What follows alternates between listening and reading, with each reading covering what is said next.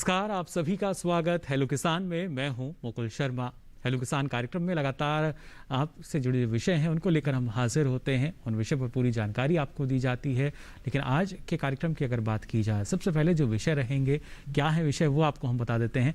आज हम बात करेंगे बाजरे की उन्नत किस्में और इसकी बुआई को लेकर, और बात होगी नैनो यूरिया जो कि कृषि में क्रांति जिसको हम मान सकते हैं। आखिर क्या है इस बारे में आपको विस्तार से हम जानकारी देंगे। और इन विषय से संबंधित अगर आप कुछ भी सवाल पूछना चाहते हैं तो आप हमारा टोल फ्री नंबर नोट कर लीजिए। नंबर है 1800-113060, साथ ही 1800-113061। इन नंबर्स पर आप हमें कॉल कर सकते हैं और आपके सवालों के जवाब देने के लिए आज हमारे साथ स्टूडियो में दो बेहद ही खास मेहमान मौजूद हैं। उनसे आपका हम परिचय करा देते हैं। हमारे साथ स्टूडियो में मौजूद हैं योगेंद्र कुमार जी, आप विपणन निदेशक हैं इफ्को में। बहुत बहुत स्वागत योगेंद्र जी आपका स्टूडियो में। और साथ ही मौजूद हैं डॉक्टर आर.एस. बाना जी, आप वरिष्ठ वैज्ञानिक हैं सस्य विज्ञान संभाग के भारतीय कृषि अनुसंधान संस्थान पूसा नई दिल्ली में। आपका भी बहुत बहुत स्वागत। धन्यवाद। तो देखिए, हमारे जो आज विशेषज्ञ हैं यहाँ पर बेहद ही खास है और विषय भी खास है। लेकिन सबसे पहले आवश्यकता यही रहती है कि कैसे जो कृषि क्षेत्र है उसमें मजबूती प्रदान की जा रही है। ना सिर्फ सरकार की जो योजनाएं हैं, नीतियां हैं वो काफ़ी महत्वपूर्ण, लेकिन इसके साथ साथ आधुनिक तकनीक जो है वो काफ़ी कारगर रहती है। और इसी कड़ी में योगेंद्र जी, सबसे पहले आपसे मैं जानना चाहूँगा, नैनो यूरिया की अगर बात की जाए, आखिर क्या है ये नैनो यूरिया? नैनो यूरिया एक तरल लिक्विड है, एक लिक्विड है जो 500 मिलीलीटर, आधा लीटर की बोतल में उपलब्ध है जी। इसकी खास बात यह है कि इसमें जो कण होते हैं, वो जो कण होते हैं वो इतने छोटे होते हैं जिनको आप आँख से नहीं देख सकते। यदि यूरिया के एक दाने के 55,000 टुकड़े कर दिए जाएं या 1 मीटर के 100 करोड़ टुकड़े कर दिए जाएं तो इतना छोटा एक नैनो कण होता है। इसकी विशेषता यह है कि वो जो लिक्विड है, जो तरल है जी, जो बोतल में भरा रहता है, उसमें बहुत असंख्य कण हैं और उन सभी कणों के ऊपर एक ऑर्गेनिक पॉलीमर से इसकी कोटिंग होती है जिससे वो कण अलग अलग रह सकें, उनमें कोई भी एक सम्मिलित रूप से इकट्ठे न हो सकें, जिससे कि पौधों के द्वारा जब छिड़काव किसान भाई करेंगे तो अच्छी तरीके से उनका अवशोषण हो सके। तो ये है नैनो यूरिया। और ये नैनो यूरिया विश्व में पहली बार हमारे देश में माननीय प्रधानमंत्री के उद्बोधन जो 15 अगस्त को हुए, मन की बात में हुए, इस तरीके से अनेक उद्बोधनों से प्रेरणा लेके किसानों की अपनी सहकारी संस्था इफ्को ने विश्व में पहली बार इसको बनाया है। और ये बेहद खास है कृषि के लिए। और जहाँ भी यूरिया का प्रयोग होता है, नाइट्रोजन की पूर्ति करनी है, वहाँ पे इसका बहुत ही अच्छे ढंग से इस्तेमाल हो सकता है। यानी यूरिया के उपभोग को 50% या उससे अधिक सीमा तक कम करने में सफलता इससे मिलेगी। ऐसा है नैनो यूरिया। जी बिल्कुल। देखिए, ये हम यहाँ पर हमारे जो विशेषज्ञ हैं उन्होंने आपको काफ़ी सरल शब्दों में समझाया है कि आखिर नैनो यूरिया है क्या। लेकिन इस बारे में आपको विस्तार से हम जानकारी आगे भी देंगे। लेकिन पहले आइए नजर डाल लेते हैं इस खास रिपोर्ट पर।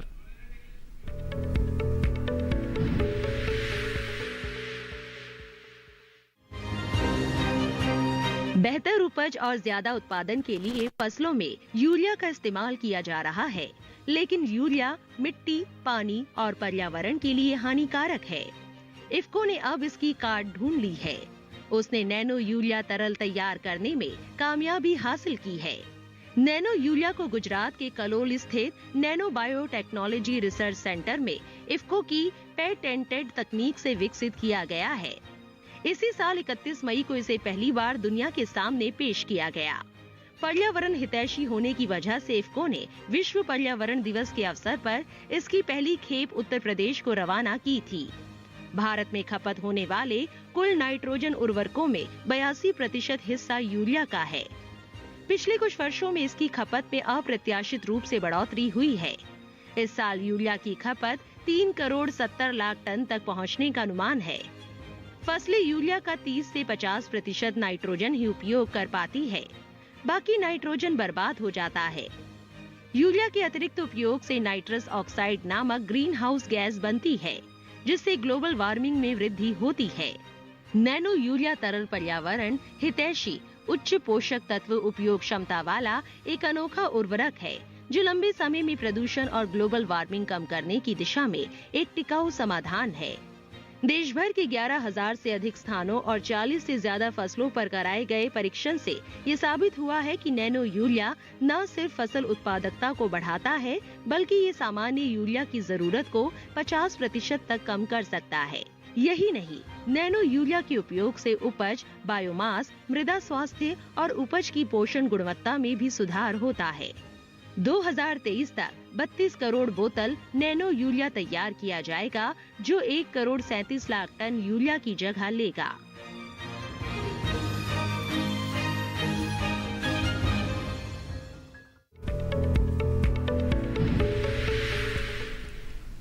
तो जाना आपने नैनो यूरिया के बारे में, कितना फायदा इसके जरिए हमें मिल सकता है। और सिर्फ एक फायदा नहीं है, कई फायदे आपने यहाँ जान लिए, लेकिन अगर इसका इस्तेमाल अब धीरे धीरे जब होने लगेगा, किसान करने लगेंगे, तो अनेकों फायदे जो हैं वो आपके सामने आएंगे और आप भी इस तकनीक को अपनाकर और बेहतर ना सिर्फ लाभ कमा सकेंगे, बल्कि पर्यावरण की जब हम बात करते हैं उस लिहाज से भी ये काफ़ी महत्वपूर्ण है। बात अगर यहाँ की जाए हमारे किसानों की जो अलग अलग फसलों की खेती करते हैं, इस दिशा में अगर बाजरे की यहाँ हम बात करते हैं, डॉक्टर बाना, इस बारे में आपसे मैं जानना चाहूँगा, क्योंकि अमूमन जब हम देखते हैं मानसून का आगमन हो जाता है, उसके बाद हमारे किसान इसकी बुआई शुरू कर देते हैं, लेकिन क्या कोई तय इसका समय है कि कब तक इसकी बुआई कर सकते हैं? देखो, बाजरे की अगर बुआई की बात करें तो हमारा देश दुनिया का अग्रणी बाजरा उत्पादक राष्ट्र है और लगभग 70 से 80 लाख हेक्टेयर क्षेत्र में बाजरे की खेती करी जाती है। इसमें उत्तरी भारत के हरियाणा, पश्चिमी उत्तर प्रदेश और राजस्थान के अलावा गुजरात, महाराष्ट्र और जो कोयम्बटूर वाला जो क्षेत्र है, तमिलनाडु और कर्नाटक का उससे टच, उस क्षेत्र में होती है। और इस क्षेत्र में लगभग 90 से 95% बाजरा असिंचित अवस्थाओं में बुआई करते हैं। तो जैसे ही मानसून का आगमन हो उसमें इसकी बुआई शुरू कर देनी चाहिए। वैसे इसका जो बुआई का उचित समय है वो जून के अंतिम सप्ताह से 15 जुलाई तक करना चाहिए। 25 जुलाई के बाद यदि बुआई करते हैं तो प्रतिदिन 40 से 50 किलोग्राम प्रति हेक्टर प्रतिदिन के हिसाब से उपज में नुकसान होता है। तो इसकी बुआई मध्य जुलाई तक आपको खत्म कर लेनी चाहिए। परंतु अभी भी जिन क्षेत्रों में मानसून आ चुका है वहां बाजरे की बुआई आसानी से करी जा सकती है, क्योंकि अभी जून का लगभग अंत आ चुका है। तो ये एक सही समय है कि हम बाजरे की बुआई के लिए जा सकें। जी बिल्कुल, और जैसा आपने कहा, क्योंकि देश के अधिकतर हिस्सों को अगर देखा जाए, अधिकांश हिस्सों में मानसून दस्तक दे भी चुका है, तो आपको भी बिल्कुल देरी नहीं करनी होगी। अगर आप बाजरे की खेती करना चाहते हैं, अभी आप इसकी खेती कर सकते हैं। साथ ही इससे जुड़ी और जो जानकारी है वो आपको हम देंगे, लेकिन पहले आइए नजर डाल लेते हैं इस खास रिपोर्ट पर।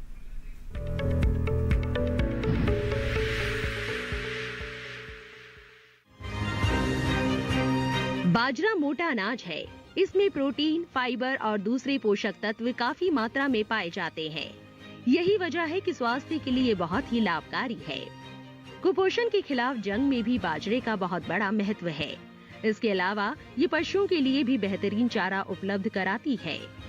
देश के शुष्क और अर्ध शुष्क इलाकों में खरीफ के दौरान इसकी बड़े पैमाने पर खेती होती है। ये कम लागत, बिना सिंचाई वाली फसल मानी जाती है, इसीलिए कम बारिश वाले इलाकों के लिए एकदम उपयुक्त है। भारत में इसकी सबसे ज्यादा खेती राजस्थान में होती है। इसके अलावा महाराष्ट्र, गुजरात और दक्षिण भारत में भी बाजरा उगाया जाता है। उत्तर प्रदेश में भी बाजरे की खेती होती है। हल्की या दोमट बलुई मिट्टी इसके लिए उपयुक्त मानी जाती है। अच्छी फसल के लिए अच्छे बीजों की जरूरत होती है, इसलिए किसान उन्नत किस्मों का चुनाव करे। बाजार में सामान्य और संकर दोनों तरह की किस्में मौजूद है। सामान्य किस्मों में ICMB 155, WCC 75, ICTB 8203 के नाम लिए जा सकते हैं, जबकि संकर प्रजातियों में पूसा 322, पूसा 23 और ICMH 441 को बेहतर माना जाता है। बाजरे की बुआई का उत्तम समय 15 जुलाई से लेकर 20 अगस्त तक ठीक माना जाता है। वैसे बरसात शुरू होने में जब लगे कि मिट्टी में अच्छी नमी आ गई है, तब भी इसे बो सकते हैं। बाजरे की खेती के लिए निराई गुड़ाई का बहुत ज्यादा महत्व है। पहली निराई गुड़ाई बुआई के 15 से 20 दिन बाद और दूसरी 35 से 40 दिन बाद करनी चाहिए। निराई गुड़ाई करते समय पौधों की छटनी या थिनिंग जरूरत के हिसाब से कर ले। बुआई कतार में करे।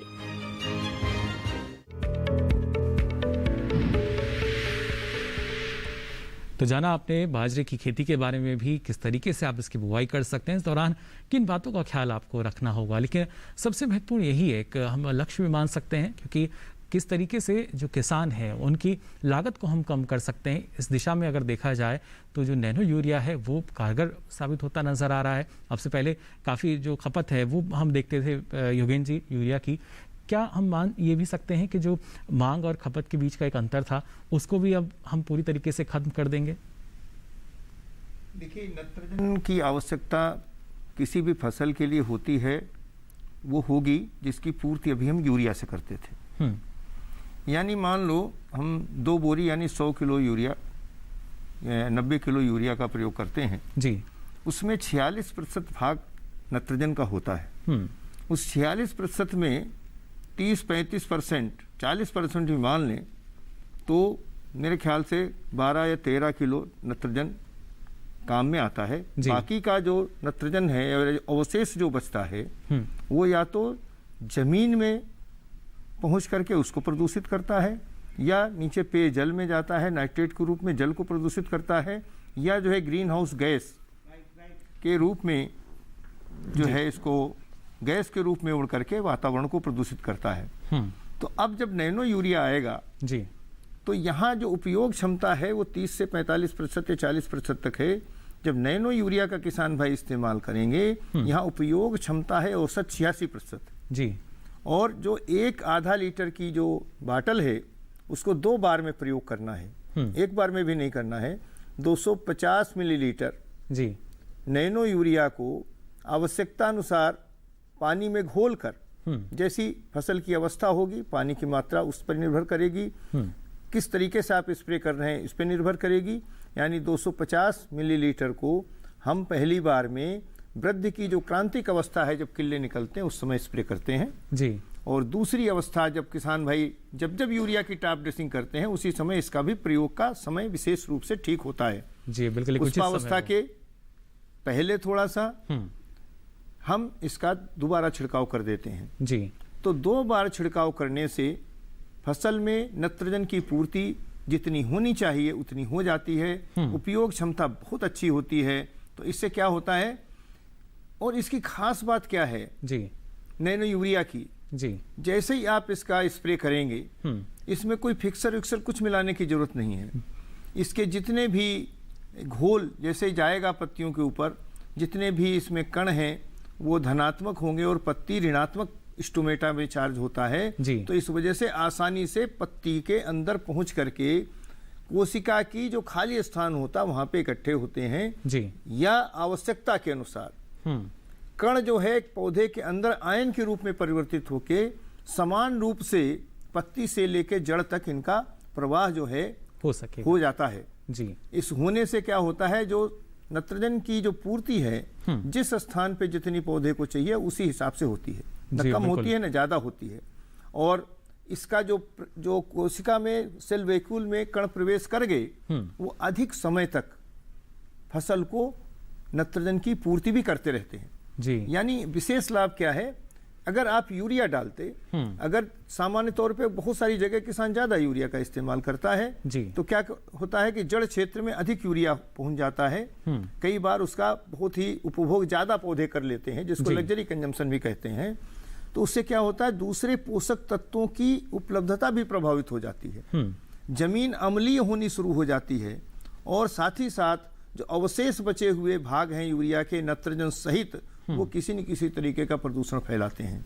यहाँ पर जो एक आधा लीटर की बोतल है जी, उसमें केवल 20 ग्राम नाइट्रोजन है।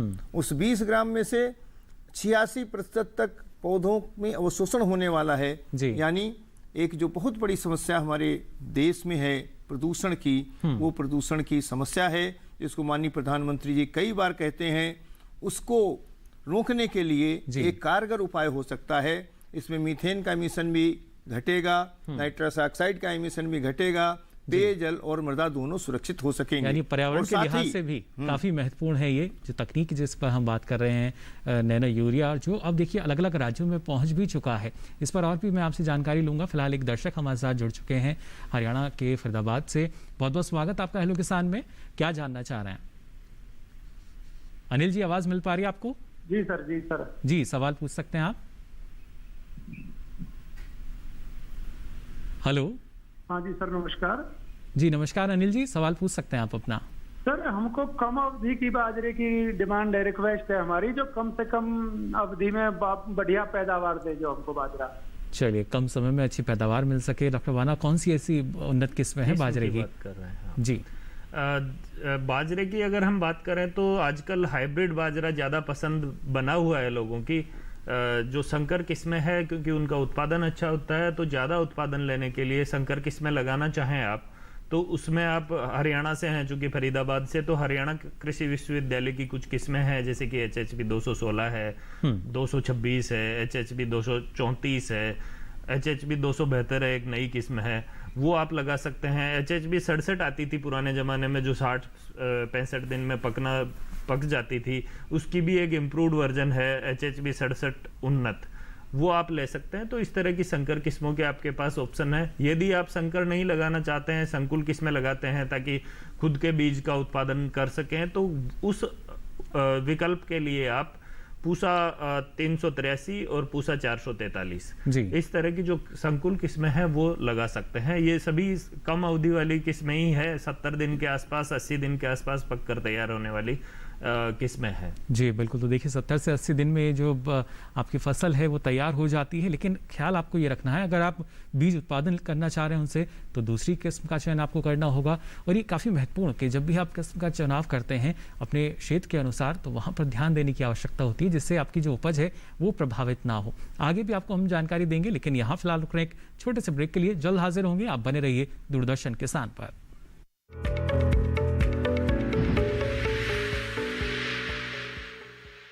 भाई सुना नहीं क्या, केसीसी ने किसानों का जिंदगी बदल दिया है। देश के छोटे किसान 1,60,000 रुपये तक का कर्ज बिना किसी गारंटी को ले पाएंगे। ब्याज खोरों से भी पीछा छुटा। मैं तो जैविक खेती का पूरा सामान मंगा लिया, केसीसी का भी कोई दबाव नहीं है। ब्याज चुकाने के लिए पूरा 1 साल मिलता है। समय पर भुगतान करने पर केवल 4% के सालाना ब्याज पे लोन मिल गया मुझे। अपना आधार कार्ड, लेटेस्ट फोटो और जमीन के कागजात लेके अप्लाई करो बस। और नामांकन भरने के लिए जेब भी ढीली नहीं करनी पड़ी।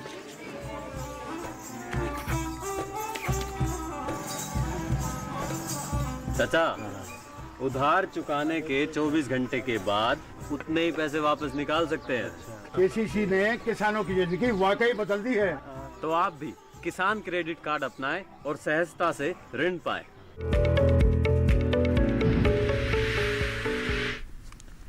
तो ब्रेक के बाद आप सभी का एक बार फिर स्वागत हेलो किसान में। आज लगातार हम बात कर रहे हैं नैनो यूरिया तकनीक को लेकर, और साथ ही बाजरे की बुआई और इसकी उन्नत किस्में कौन कौन सी हैं, सारी जानकारी आपको हम दे रहे हैं। दर्शक हमारे साथ जुड़ रहे हैं देश के अलग अलग हिस्सों से। फिलहाल उत्तर प्रदेश से एक हमारे साथ दर्शक जुड़ चुके हैं फ़ोन लाइन पर। संजीव जी, बहुत बहुत स्वागत आपका हेलो किसान में। क्या जानना चाह रहे हैं सर? जी सर नमस्कार। सर नमस्कार संजीव जी, आपसे गुजारिश करना चाहेंगे अपने टीवी सेट का वॉल्यूम आप बंद कर दें। जी जी जी जी जी, सवाल पूछ सकते हैं वो अपना। सर मेरा सवाल है नैनो यूरिया के संबंध में, और जो ये इसको के और जो नैनो उत्पाद हैं जी, ये हमारे दादरी उत्तर प्रदेश जो ये नोएडा का जिला वो है, ब्लॉक है जी, यहाँ ये कब तक उपलब्ध हो जाएंगे? और नैनो यूरिया के अलावा ये और किस किस उत्पाद में नैनो उत्पाद है इसको के, ये हमें जानकारी मिली है।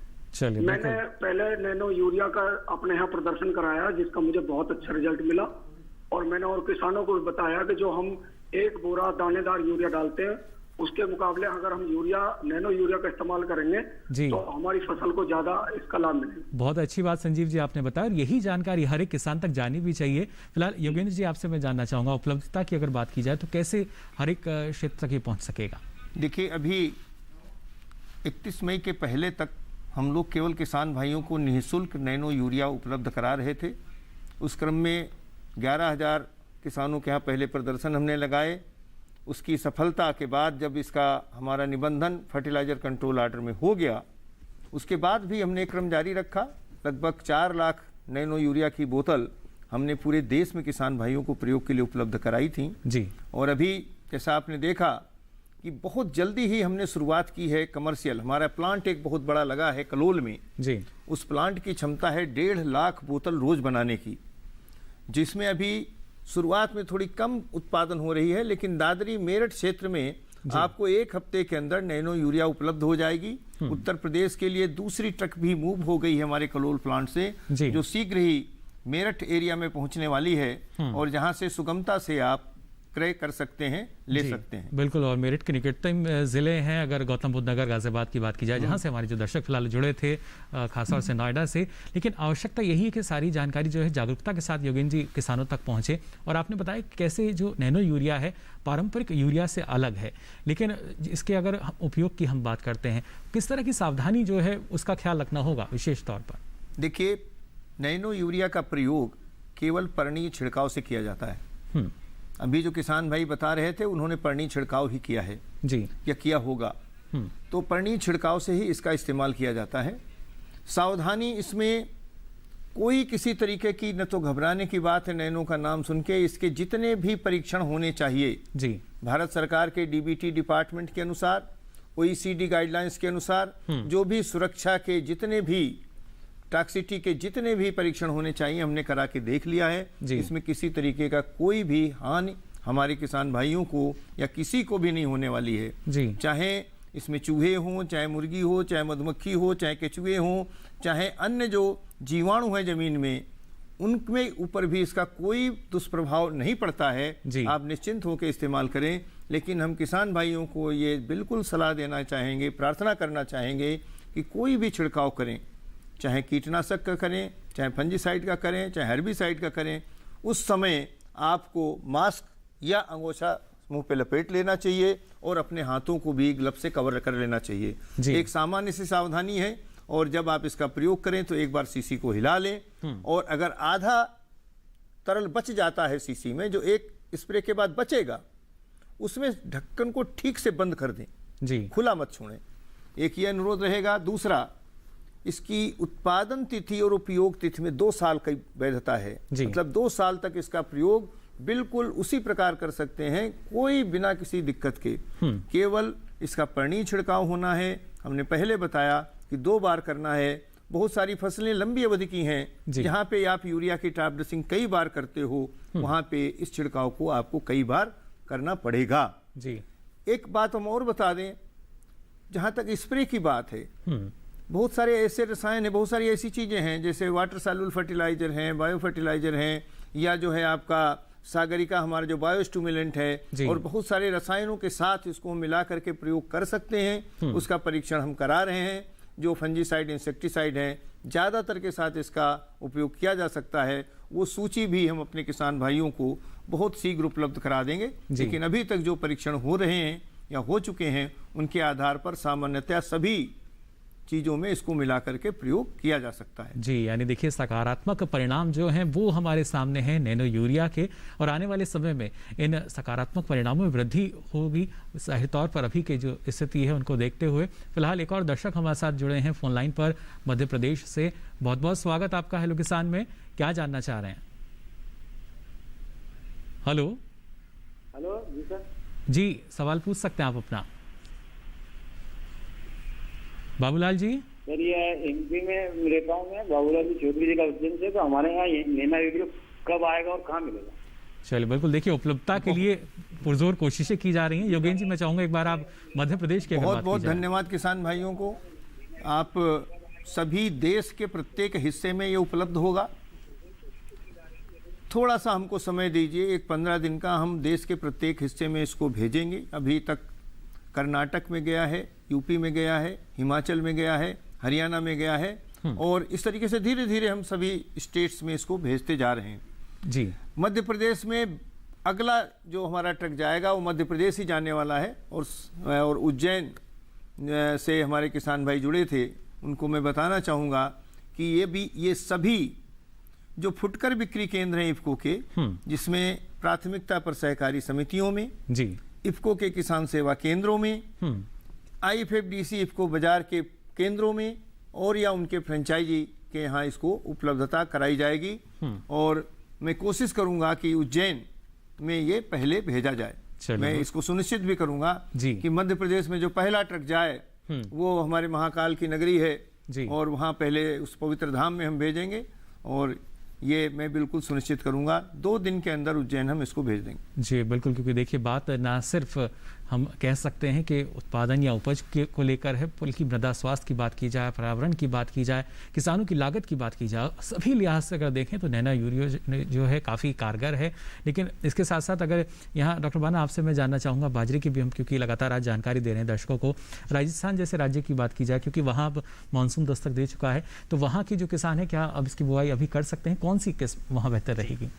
राजस्थान में मानसून कई हिस्सों में आ भी चुका है और वहाँ पे लोगों ने बुआई शुरू कर दी है। तो राजस्थान में क्योंकि राजस्थान वैसे भी असिंचित क्षेत्र है, तो वहाँ मानसून जैसे ही आता है मानसून कालीन फसलों की बुआई शुरू हो जाती है और बाजरा उसमें प्रमुख फसल है। यदि राजस्थान क्षेत्र के लिए किस्मों की बात करें तो पश्चिमी राजस्थान के लिए MPMH 17 और MPMH 21 किस्में बहुत ही अच्छी है, उत्पादन अच्छा देती है और जो रोग और कीट है उनका प्रकोप भी उनमें कम होता है। यदि हम पूर्वी राजस्थान की बात करें तो उसमें RHB 173, RHB 177 और RHB 223 ये नई किस्में हैं, उत्पादन अच्छा देती है। इसके अलावा कई सारी प्राइवेट क्षेत्र की भी किस्में हैं जो किसान लगाते हैं, तो अच्छी उत्पादन वाली किस्में लें, नई किस्में प्रयोग करें, क्योंकि जो नई किस्म निकलती है वो पुरानी की किस्मों का इम्प्रूव्ड वर्जन होती है, उनमें जहां कोई कमी रहती है, रोगों कीटों का प्रकोप होता है, तो वो नहीं होता है। जो नई किस्म निकलती है तो पहले उसकी स्क्रीनिंग होती है कि कोई बीमारी तो नहीं है, इसमें डाउनी मिल्ड्यू और अर्गट आता है तो ब्लास्ट आता है, तो इन बीमारियों से रोधी जो किस्में होती है वही रिलीज हो पाती है। तो नई किस्मों का प्रयोग करें, जो राज्य के कृषि विश्वविद्यालय हैं वहां से या कृषि विज्ञान केंद्रों से संपर्क रहें, या जो राज्य के जो बीज निगम है वहां से आप बीज खरीदें और ताकि वो जो बीज की गुणवत्ता है वो सुनिश्चित हो सके। यदि घर का बीज ले रहे हैं तो उस बीज की उपचारित करके ही बुआई करें। जी बिल्कुल, देखिए ज़रूरी के जो उन्नत किस्में हैं उनका आप चयन करें, और जैसा डॉक्टर बाना ने कहा कि अगर अपनी फसल से बीज उत्पादन किया था तो उस बीज को उपचारित करें, फिर उसकी आप बुआई करें।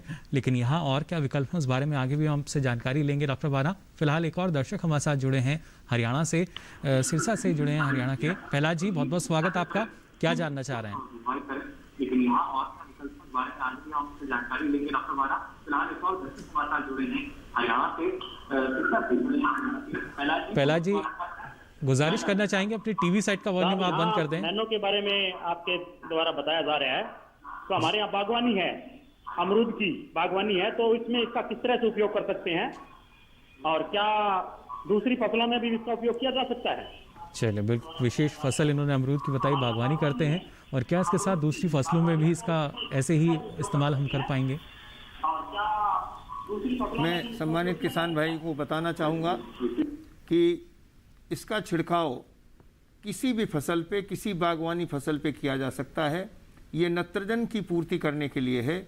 नत्रजन बहुत ही आवश्यक पोषक तत्व है जो सामान्यतः सभी फसलों को जरूरत पड़ता है। जैसे हमारे मानव संरचना में प्रोटीन की आवश्यकता है, उसी तरीके से ये मान लीजिए कि पौधों में ये प्रोटीन ही है, तो प्रोटीन सभी के लिए आवश्यक है। इसी तरीके से पौधों में नत्रजन की आवश्यकता बहुत ज़रूरी है, और उसका छिड़काव आप अमरूद पे कर सकते हैं, और किसी भी फसल पे जहाँ पे आप यूरिया का छिड़काव करते हैं वहाँ भी कर सकते हैं। यानी कोई भी फसल हो, सबको नत्रजन की ज़रूरत है, तो इसका प्रयोग आप सभी फसलों में करेंगे, लेकिन केवल हम छिड़काव ही इसका संस्तुत करते हैं। जी बिल्कुल, लेकिन योगेन जी कैसे इसकी जो संतुलित मात्रा की अगर बात की जाए, कैसे इस बात का हमें ख्याल रखना होगा? क्या जो इफ्को के बिक्री केंद्र हैं वहाँ पर भी इस बात की जानकारी दी जाएगी, कैसे इसका इस्तेमाल करें किसान? बिल्कुल बिल्कुल दी जाएगी।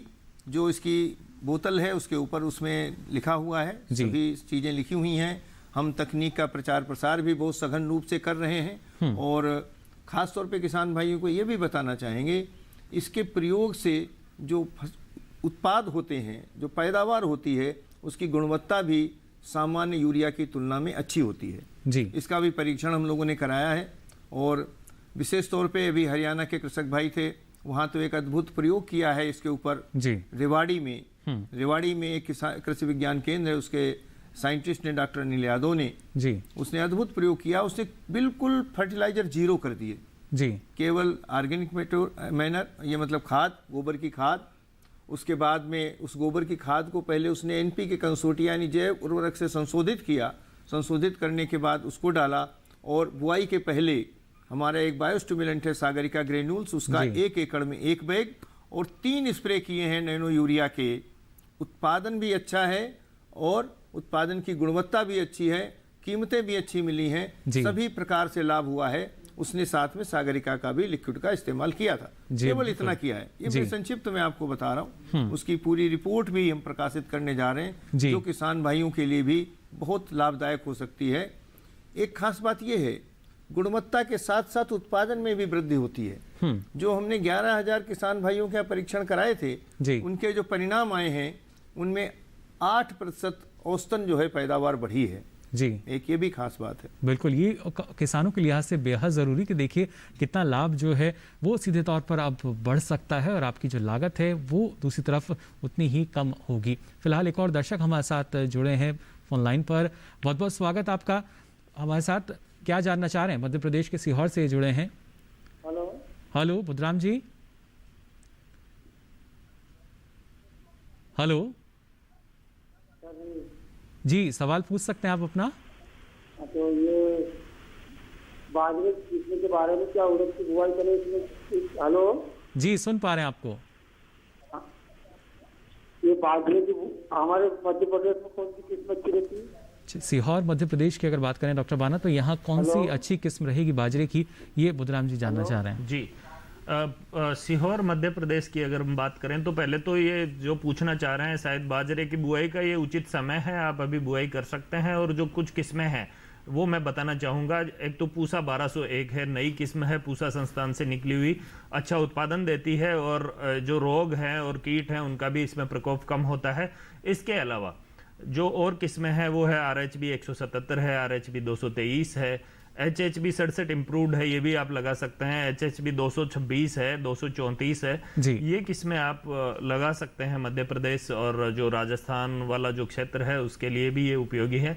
इसके अलावा जो MPMH 17 किस्म है वो भी यदि कम अवधि वाली बाजरे की फसल लेना चाहें तो आप ले सकते हैं। जी बिल्कुल, देखिए अलग अलग विकल्प आपके पास हैं, चयन आपको करना होगा अपने क्षेत्र के अनुसार से। जो उन्नत किस्में हैं उनको आप चुन सकते हैं, उसके बाद अच्छी उपज आप आने वाले समय में ले सकेंगे। और बेहतर उपज के लिए देखिए एक और विकल्प हमारे सामने है जो कि बहुत ही महत्वपूर्ण है, वो है नैनो यूरिया। इस बारे में भी लगातार आपको जानकारी हम आगे भी देंगे, लेकिन यहाँ वक्त चला एक और छोटे से ब्रेक का। जल्द हाजिर होंगे, आप बने रहिए दूरदर्शन किसान पर।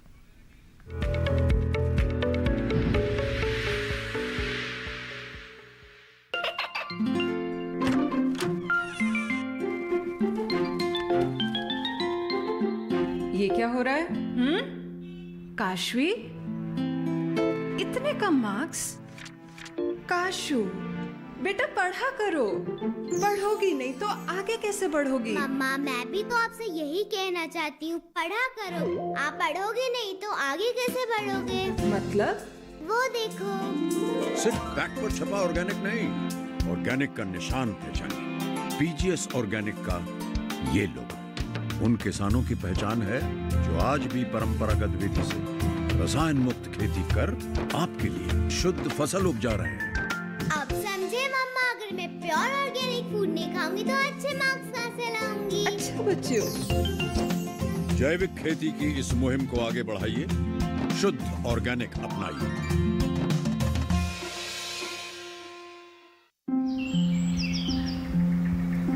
अरे अरे अरे क्या कर रहा है? इधर इधर इधर, हम बोल रहे हैं तेरे बीजू का। पुतला बोल रहा है? हाँ, पक्षियों से तो हम खेत को बचा लेते हैं, पर इन घातक रसायनों से कैसे बचाएं? मतलब? देख बेटा, तू जो ये अंधाधुंध रसायन मिलाता है ना, मिट्टी की सेहत बिगड़ने लगी है। और जब माटी ही कमजोर पड़ जाएगी तो उपज कैसे सेहतमंद होगी? हाँ? अरे पहले ऐसा नहीं था, पूछना अपने बड़े बुजुर्गों से, कैसे फसल लहलहाती थी, शुद्धता झलकती थी। हाँ, माटी भी तंदुरुस्त और लोग भी। अब पहली वाली बात कहाँ? पर अब तो सभी डाले हैं। सब नहीं, आज भी लाखों जागरूक किसान परंपरागत विधि से फसल उगा रहे हैं। खर्चा कम और उपज की कीमत भी बेहतर पा रहे हैं। ठीक है भाई, मैं भी आज से जैविक खेती शुरू करूंगा। माटी से प्रेम की परंपरा है। परंपरागत खेती।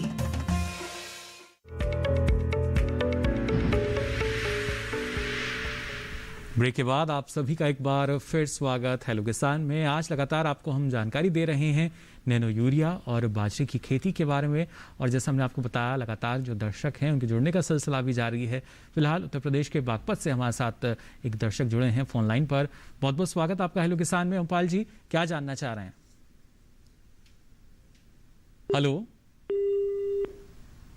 संपर्क फिलहाल इनके साथ हमारे साथ टूट चुका है। दोबारा कोशिश करेंगे इनसे हम जुड़ने की।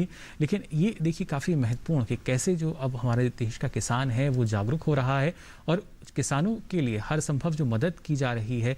अगर हम बात करते हैं उसी कड़ी में इफ़को की भी और नैनो यूरिया जो जिस तरीके से आया है, योगेंद्र जी जानना चाहेंगे आपसे, क्योंकि लगातार एक सवाल यही उठता रहा कि हमें किसानों की लागत को भी कम करना है। तो उस दिशा की तरफ से देखा जाए तो वहाँ भी हम कह सकते हैं काफ़ी सफल हो रहे हैं नैनो यूरिया के इस्तेमाल में। बिल्कुल सफल हो रहे हैं। यूरिया का जो एक बोरी है वो 266 रुपये 50 पैसे का है और हम नैनो यूरिया की एक बोतल आधा लीटर की 240 रुपये में किसान भाइयों को उपलब्ध कराएंगे जी। साथ में इसके ठीक ढंग से प्रयोग करने से नैनो यूरिया के, जैसे मैंने बताया, 8% उत्पादन भी बढ़ेगा। किसी भी फसल को आप देखें तो कम से कम 2000 से 5000 रुपये एकड़ तक का किसान को अतिरिक्त आमदनी होगी। स्प्रे इसका जो और चीज़ें आप स्प्रे करते हैं ज़्यादातर उन्हीं के साथ इसका स्प्रे भी हो जाएगा। या स्प्रे के लिए हम अपने किसान भाइयों को विशेष सुविधाएं भी दे रहे हैं।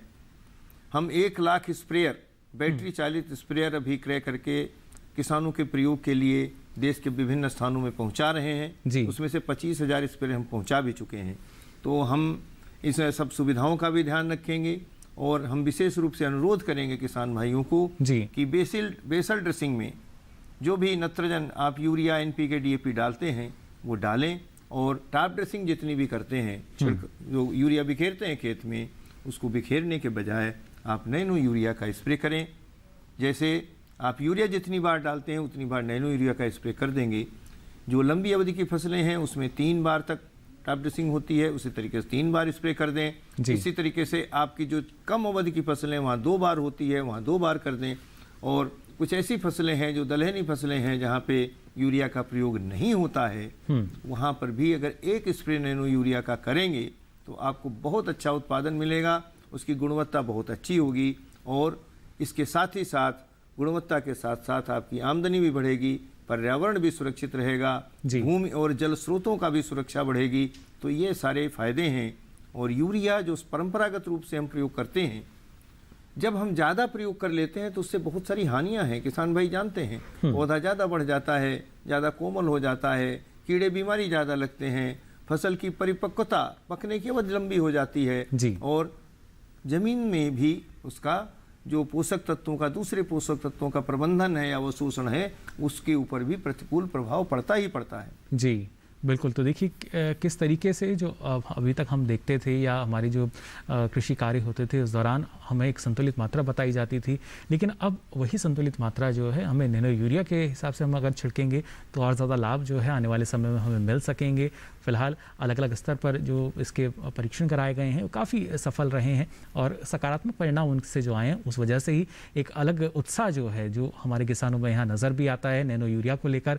लेकिन वो किसान जो बाजरे की खेती कर रहे हैं उनके बारे में भी डॉक्टर बाना मैं चाहूँगा किस तरह का प्रबंधन हमारे जो किसान भाई हैं उनको यहाँ पर अपनाना चाहिए अच्छी उपज के लिए। बाजरे की अच्छी उपज के लिए हमें 2 चीज़ प्रमुख तौर से ध्यान रखनी चाहिए। एक तो संतुलित पोषक तत्व प्रबंधन करें, जैसे कि हम बार बार चर्चा कर रहे हैं आज पोषक तत्व प्रबंधन की ही। एक तो मिट्टी की जांच जरूर करवा लें और उसके अनुसार ही पोषक तत्वों का प्रयोग करें। जो पोषक तत्व कम है उन्हीं का प्रयोग करें। अमूमन क्या करते हैं हम, जो भी संस्तुत मात्रा है उसका प्रयोग लगातार करते रहते हैं, तो उसमें क्या होता है, यदि कुछ पोषक तत्व प्रचुर मात्रा में भी मृदा में है उसको भी हम बार बार देते रहते हैं और कुछ पोषक तत्व ऐसे भी होते हैं जिनकी कमी रहती है, विशेषकर सूक्ष्म पोषक तत्वों की हम बात करें तो वो हम नहीं दे पाते हैं। तो जैसे संतुलित भोजन मानव जीवन में महत्वपूर्ण है, वैसे ही पौधों में संतुलित पोषक तत्व प्रबंधन अवश्य करें। यदि मिट्टी की जांच नहीं भी करा रखी है तो उस दशा में बाजरे की फसल में जो हाइब्रिड यदि लगाते हैं और आपके यहाँ पे अच्छी बरसात वाले क्षेत्र हैं तो 90 किलो तक नाइट्रोजन आजकल डालने लग गए हैं। और यदि आपका बारानी क्षेत्र है तो वहां पर 60 किलोग्राम नाइट्रोजन प्रति हेक्टर की दर से जी। इसके अलावा 30 से 40 किलोग्राम फास्फोरस और 30 से 40 किलोग्राम ही पोटास ये बुआई के समय दे दें। और जो नाइट्रोजन है वो बुआई के समय आधी मात्रा में ही देते हैं और जो शेष आधी मात्रा है वो फूल आने से जो पुष्पन की जो अवस्था होती है उससे पूर्व में देते हैं। पर जैसे कि अभी नैनो यूरिया आ गया है तो उसमें आप जो बाद वाली जो खुराक है वो उसके द्वारा भी यदि आपके पास उपलब्धता है तो उससे आप दे सकते हैं। इसके अलावा जिन क्षेत्रों में जिंक की कमी है वहां पर जो 5 किलोग्राम जस्ता जिंक सल्फेट या जो और भी कोई आपके पास स्रोत उपलब्ध है तो उसके द्वारा अवश्य दे दें। इसके अलावा जो दूसरी प्रबंधन की बात आती है वो है जो खरपतवार है उनका सही तरीके से प्रबंधन करना। क्योंकि खरपतवार क्या करते हैं, फसल से प्रतिस्पर्धा करते हैं, फसल के हिस्से के पोषक तत्व और नमी चूस लेते हैं, जो कि जो बारानी असिंचित क्षेत्र है वहां पे हमारे को काफी नुकसान करती है।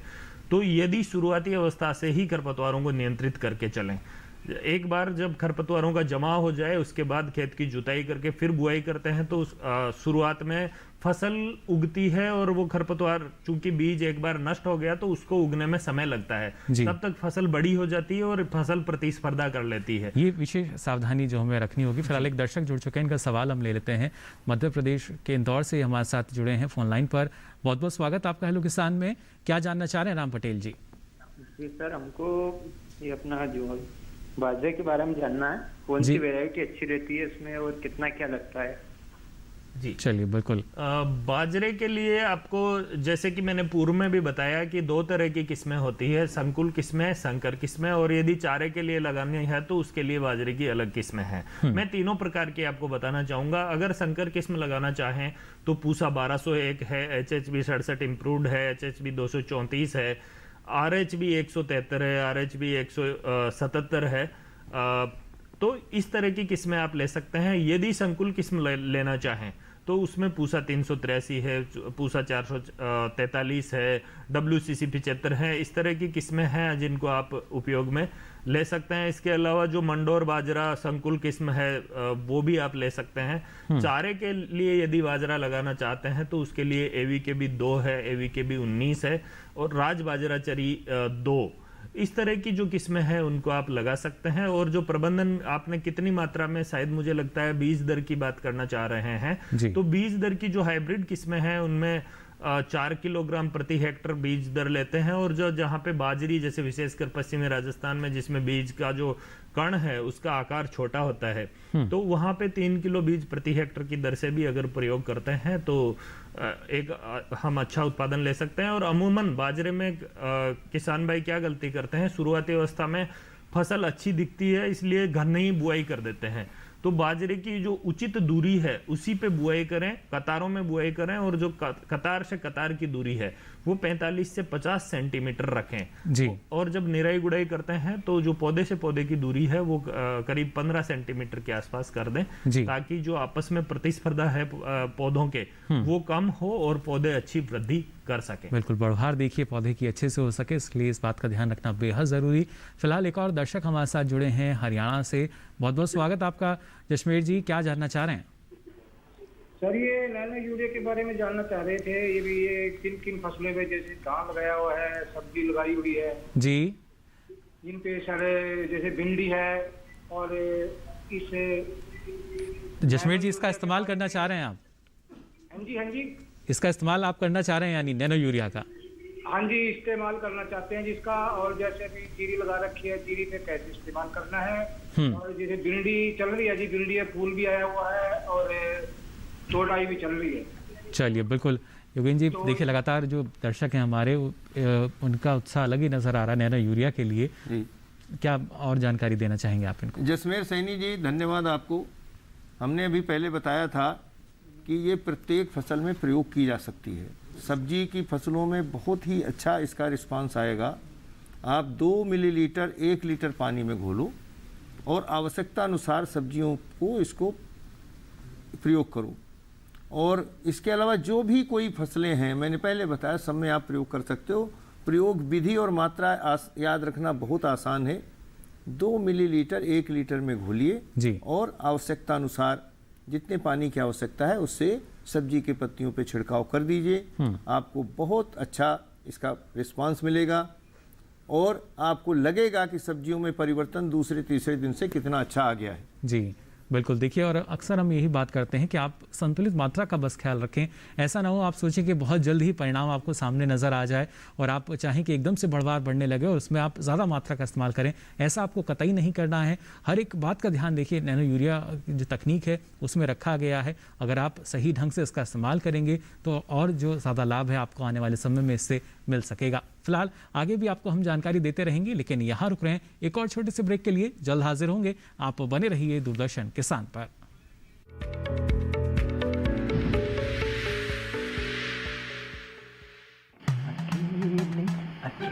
अरे वाह भैया, अकेले अकेले। अरे तू भी ले, पर खाएगा कैसे? मैं ऑर्गेनिक खेती की बात कर रहा रे बेटे। अकेले अकेले खेती कब तक करेगा? मतलब गांव में 20-25 किसानों का समूह बना के पंजीकरण करवा ले, फिर सरकारी ट्रेनिंग भी मिलेगी और मुफ्त जैविक बीज खाद भी।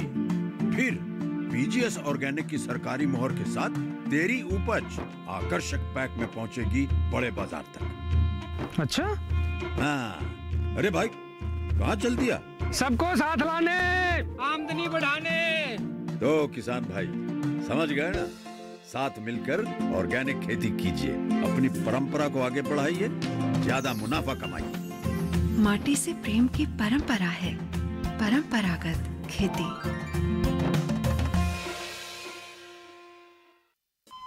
अरे सुन तो। मुझे क्या सुनाना चाहते हो? जो सुनाओ मेरी सौतन को। किसको? अरे वही तुम्हारा मोबाइल फोन जिससे सुबह शाम दिन रात चिपके रहते थे और कहते थे किसान कॉल सेंटर से बातें हो रही हैं। अच्छा ये बात है। हाँ क्यों, क्या हुआ? अब बात नहीं होती क्या? अब तो झट से बात हो जाती है। ऐसा क्या? हाँ, अब तो ज्यादा लाइनें और खास तकनीक के कारण खेती के माहिरों से तुरंत बात हो जाती है। और अगर कभी लाइन व्यस्त हो तो अपनी समस्या फोन पर रिकॉर्ड करा दो, वहाँ से फोन आ जाता है और समस्या की हल का मैसेज भी आ जाता है। ये देखो आ गया। अरे वाह, इसका मतलब इंतजार की घड़ी अब खत्म। हाँ। तभी मैं सोचूं कि आजकल मुझ पर इतना प्यार क्यों आ रहा है। कृषि संबंधी समस्याओं का अपनी भाषा में तुरंत हल पाने के लिए पूरे भारत में किसी भी फोन से हेल्पलाइन नंबर पर संपर्क करें। किसानों का दोस्त किसान कॉल सेंटर।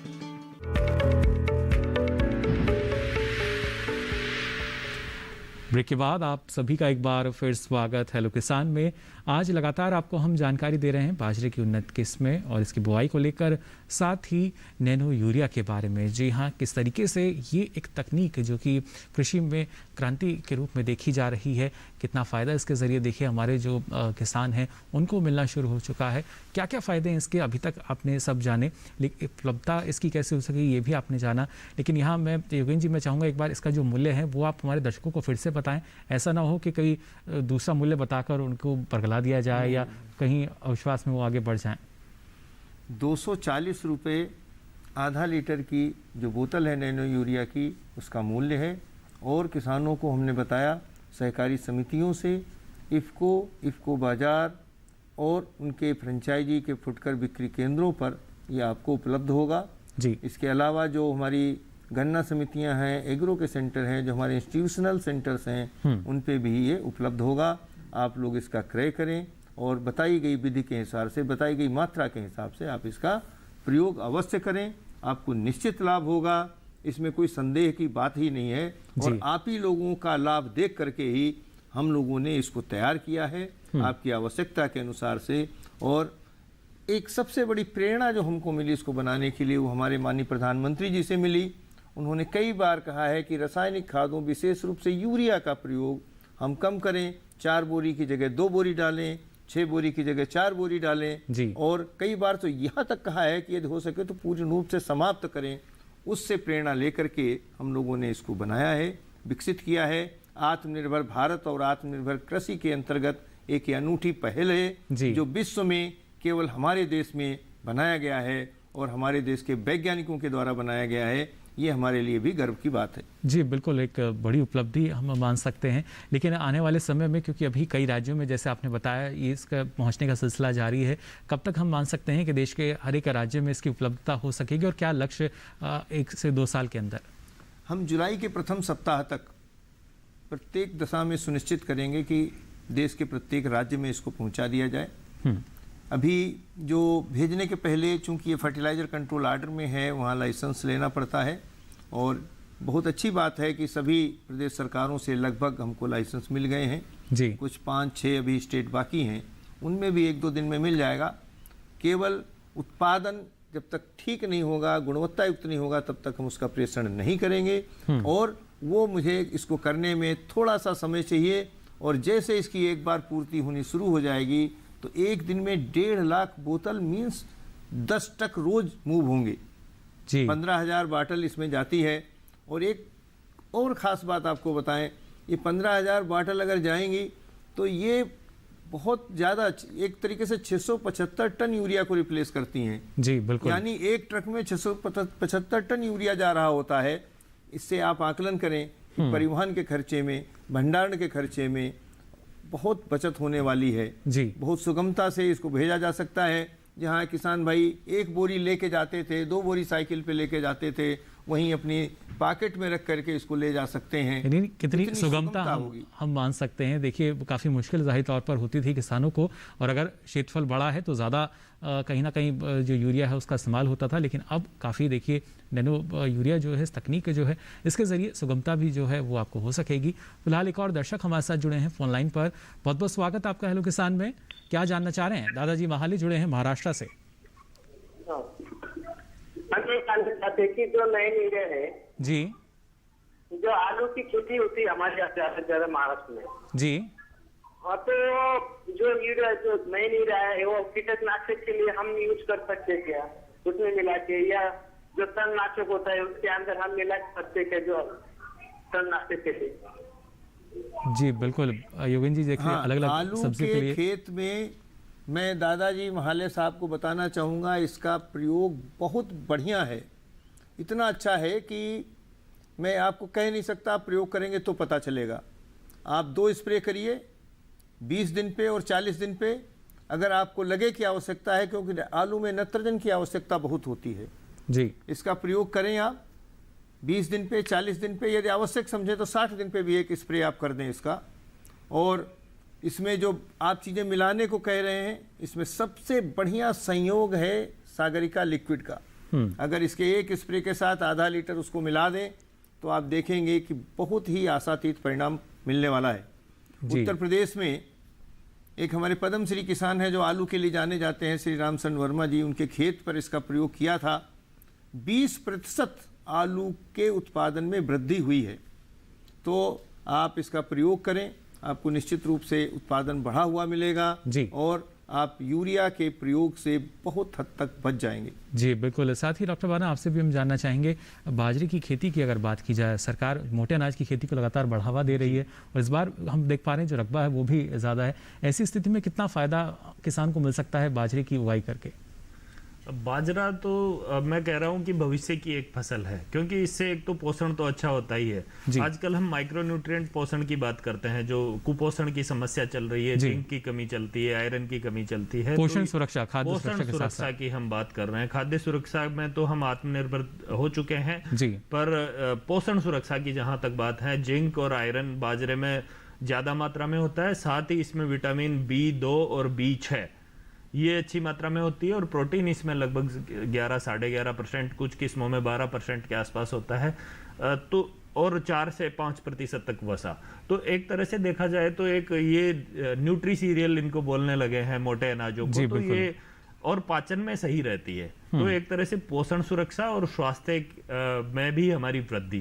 तो और पशुओं के लिए जो यदि चारे की हम बात करें तो चारा भी अच्छा प्रोटीन युक्त सुपाच्य होता है, और यदि तुलनात्मक रूप से बात करें तो इसमें ये हानिकारक पदार्थ जैसे धूरीन या हाइड्रोसाइनिक अम्ल है, उनकी सांद्रता भी कम होती है। तो ये काफी सुरक्षित और एक अच्छी किस्म अच्छी फसल है जी। और कम पानी में पककर तैयार हो जाती है, कम अवधि में पककर तैयार हो जाती है। तो जो रबी की फसल है बाद में बुआई वाली, उसकी समय पर बुआई हो जाती है जी। यानी फसल चक्र में शामिल हम कर सकते हैं, फसल चक्र में इसको शामिल कर सकते हैं। तो बाजरा तो भविष्य की फसल इसलिए भी होने जा रही है कि कम लागत में उत्पादन अच्छा होता है। और जो हम अब जो तो इसका जो मिनिमम सपोर्ट प्राइस है वो भी 1250 रुपए हो गया है प्रति हेक्टर।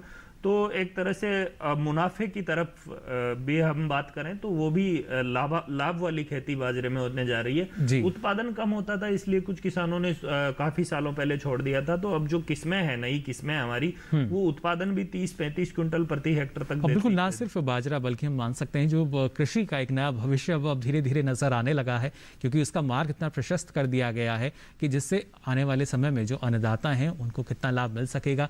फिर चाहे अलग अलग फसलों की हम बात करें या बात की जाए नैनो यूरिया की, इनके जरिए ही आत्मनिर्भरता जो है वो हमारे देश में झलकने लगी है। फिलहाल योगेंद्र जी, आपने इतनी महत्वपूर्ण जानकारी दी नैनो यूरिया के बारे में, इसके लिए आपका बहुत बहुत शुक्रिया और एक बार फिर से आपको बधाई एक बड़ी उपलब्धि के लिए। धन्यवाद, आपको भी धन्यवाद। और साथ ही डॉक्टर बना, आपका भी बहुत बहुत शुक्रिया, इतनी महत्वपूर्ण जानकारी आपने हमारे दर्शकों के साथ साझा की। तो जाना आज आपने ना सिर्फ नैनो यूरिया के बारे में कितना महत्वपूर्ण है ये, और कैसे देश के जब हम आत्मनिर्भर कृषि की बात करते हैं वहाँ पर एक मजबूत कड़ी के रूप में जाहिर तौर पर अभी से देखने लगा है। काफ़ी लाभ इसका जो किसान है उनको मिलना शुरू हो जाएगा जब फसल उनकी आएगी। उसके साथ साथ बाजरे की खेती के बारे में भी अब आइए बात कर लेते हैं जो हमारे कल के विषय रहेंगे, जिससे पहले से ही आपने जो सवाल हैं वो तैयार कर सकें। कल बात होगी देसी नस्लों के संरक्षण एवं संवर्धन की, और बरसात में पशु में होने वाले रोग और उनके बचाव की। मानसून आ चुका है, ऐसे में आवश्यक यही कि आप अपने पशु की सेहत का ख्याल ज़रूर रखें। लेकिन इसके अलावा भी अगर आप अपना कोई सवाल या सुझाव हम तक पहुंचाना चाहते हैं तो आप हमारा ईमेल एड्रेस नोट कर लीजिए। मेल आईडी है hellokisan2015@gmail.com। और इसके साथ ही आप हमसे जुड़ सकते हैं अलग अलग माध्यम जो हैं उनके ज़रिए भी। आप हमारे फेसबुक के पेज पर जाकर यहाँ पर हिंदी में टाइप कर सकते हैं हेलो किसान, और यहाँ भी अपना सवाल या सुझाव लिख सकते हैं। साथ ही डीडी किसान कॉल सेंटर का नंबर आप नोट कर सकते हैं। ये नंबर है 1800-113060। सोमवार से शनिवार सुबह 6 से रात के 10 बजे तक लाइन्स खुली हुई हैं, इस पर भी आप अपना सवाल दर्ज करा सकते हैं। कोशिश हमारी यही रहती है कि आपकी जो समस्याएं हैं उनका जल्द से जल्द समाधान आपको दिया जा सके, जिससे देश आत्मनिर्भरता की तरफ और तेज़ गति से आगे बढ़ सके। फिलहाल आज के लिए हेलो किसान में बस इतना ही। फिर हाजिर होंगे नई जानकारियों के साथ, तब तक के लिए दीजिए इजाज़त। नमस्कार।